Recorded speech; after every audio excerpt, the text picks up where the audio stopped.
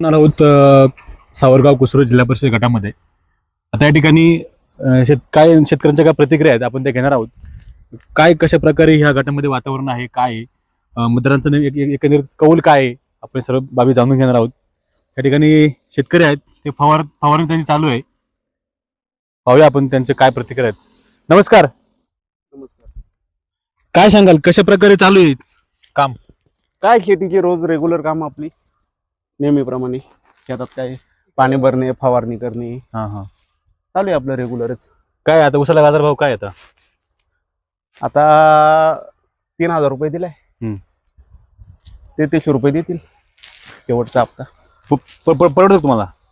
हा, आता ऊसाशिवाय काय पर्याय नाही. दुसरं पीक काय करणार? दुसरं काय कांदा, बटाटा, टोमॅटो हे लावलं तर बटाट्याचं तर काय वातावरण नाही, उत्पादन होत नाही. कांदा लावला तर कांद्याला गेल्या वर्षी काय परिस्थिती झाली तुम्ही पाहिले. बरोबर. कांद्याची परिस्थिती एवढी बेकार झाली का कांद्याची भांडवल पण नाही निघाली. आणि टोमॅटो लावावं तर टोमॅटोचा पण प्रॉब्लेम आहे. एकदम जास्त माल निघाला तर बाजार कमी होतात. माल कमी असेल तर बाजार असतात. बाजार असायचं कारण काय तर माल कमी काय तर वातावरण साथ देत नाही. खर्च करायचा, भांडवल निघत नाही. बरं, टोमॅटो लावावं तर टोमॅटो लावून विक्री फक्त नारायणगाव मार्केटला. तिथं बाहेरच्या जिल्ह्यांमधून पण टोमॅटो येतो. म्हणजे बाकीची जी काय पिकं आहेत त्याच्यामध्ये काय शाश्वत उत्पादन भेटल, त्याच्यात पैसा भेटल असं काय वाटत नाही. म्हणून आपलं ऊस लावायचा, जेणेकरून ठीक आहे काहीतरी थोडंफार चालेल. आता अनेक जण म्हणत होते की ऊस क्षेत्रामध्ये आपल्या ऊस क्षेत्र जास्त असल्यामुळं आपल्या बिबट्याची संख्या जास्त वाढली. हा, ऊस क्षेत्रामुळे बिबट्याची संख्या नाही वाढली. ऊस क्षेत्रामुळे कुठं बिबट्यांचे? ऊस तर पाहिलं पारंपरिक माझे आजोबा करत होते, वडील करत होते, आता मी पण करतोय. बिबटे आता वाढले. आजोबांच्या काळात का बिबटे नव्हते? वडिलांच्या काळात का नव्हते? माझ्या काळात का बिबटे आले? आता तो काही संशोधनाचा भाग आहे, त्याच्यावर आपण काय बोलू शकत नाही. एकंदरीत पण जे बिबट्यांना जे वातावरण आहे ते ऊस क्षेत्रामध्ये जास्त आहे असं दावा केला जातो. काय म्हणा? मग आता शेतकऱ्यांनी ऊस लावायचं बंद करायचं का? जर तुमचं म्हणणं असेल शेतकऱ्यांनी ऊस लावायचं बंद करायचं, आम्ही बंद करतो.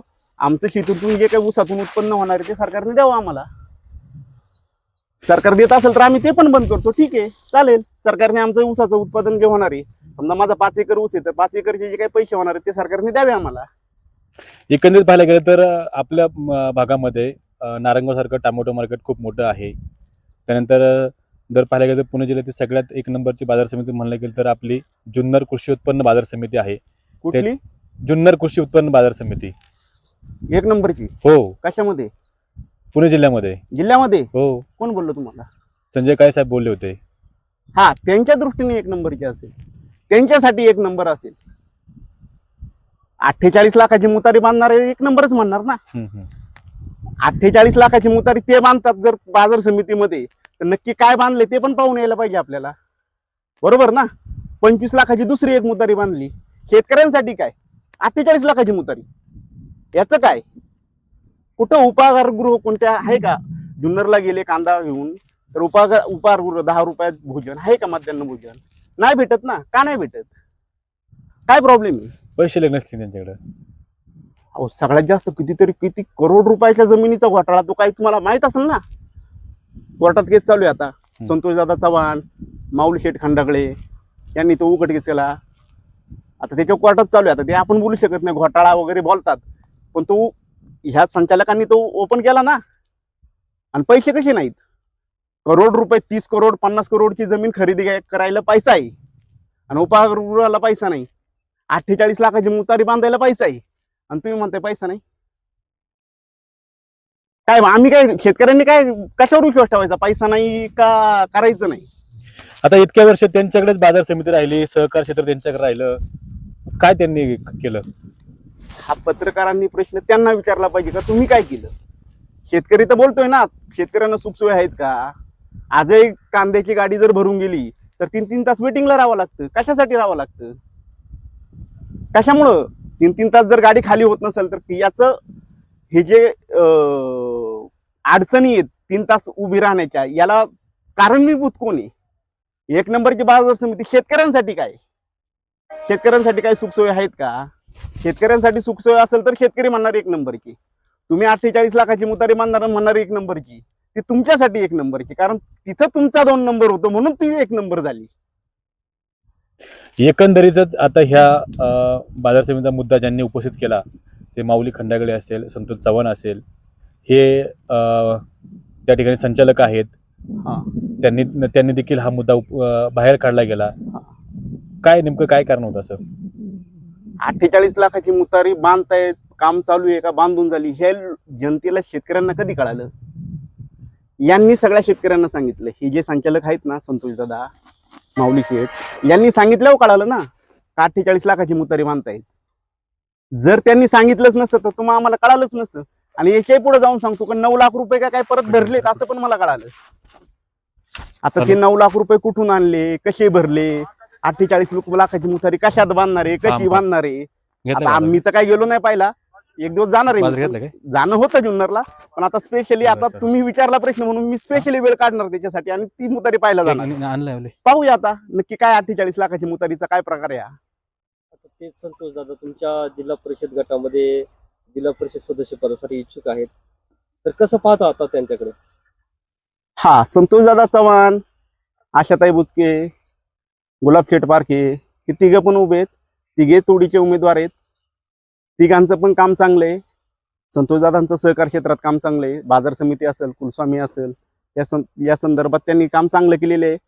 बाजार समितीच्या आणि जे काही बाजार समितीत काय भ्रष्टाचाराचे आरोप झालेत विद्यमान सभापतींवर, ते आरोप आता जमिनी घोटाळा असेल, जमीन घोटाळा हा आता कोर्टात गेलेला आहे, तो विषय झालाय.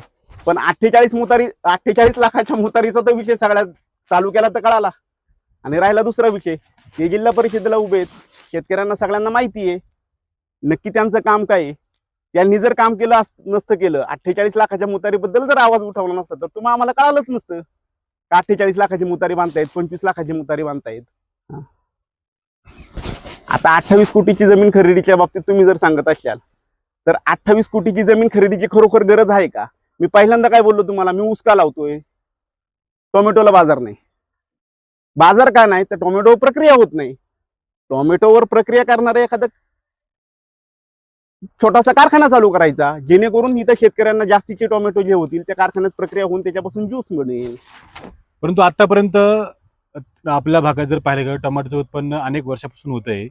मग याच्यावरती जे काही संबंधित बाजार समितीचे जे काही संचालक आहे किंवा सभापती आहेत यांनी निर्णय नाही घेतला का इतक्या वर्षामध्ये?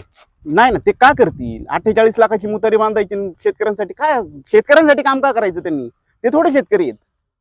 ते जर खरोखरच शेतकरी असते ना तर त्यांनी शेतकऱ्यांसाठी काम केलं असतं, प्रक्रिया उद्योग चालू केला असता. प्रक्रिया उद्योग का नाही केला? एक पण शीतगृह नाही तालुक्यात, का नाहीये? बाजार समिती तुम्ही बोलले ना का 1 नंबरची, शीतगृह किती आहेत? एक पण नाही. प्रक्रिया उद्योग एक पण नाही, का नाहीये?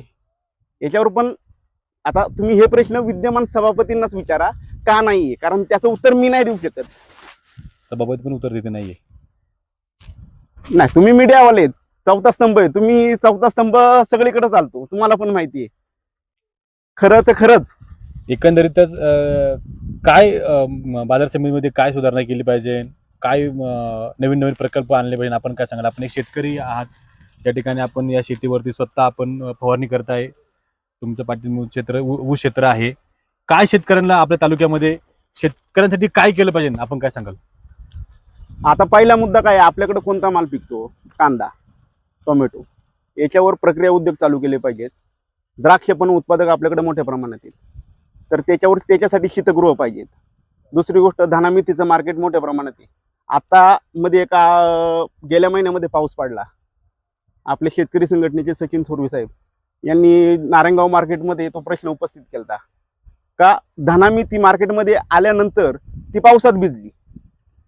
म्हणजे संतोषदादा चव्हाण यांनी जी काही जुनी जमीन खरेदी केली होती मारुती सुझुकीच्या शेजारची, तिथं शेड मारा, तिथं धानामितीचं मार्केट चालू करा, तिथं काहीतरी उपाययोजना करा, शीतगृह बांधा, प्रक्रिया उद्योग चालू करा, यासाठी आवाज उठवला. आणि काय झालं, शेवटी गेल्या महिन्यामध्ये जो धानामिती भिजायची ती भिजलीच ना. कशामुळे भिजली?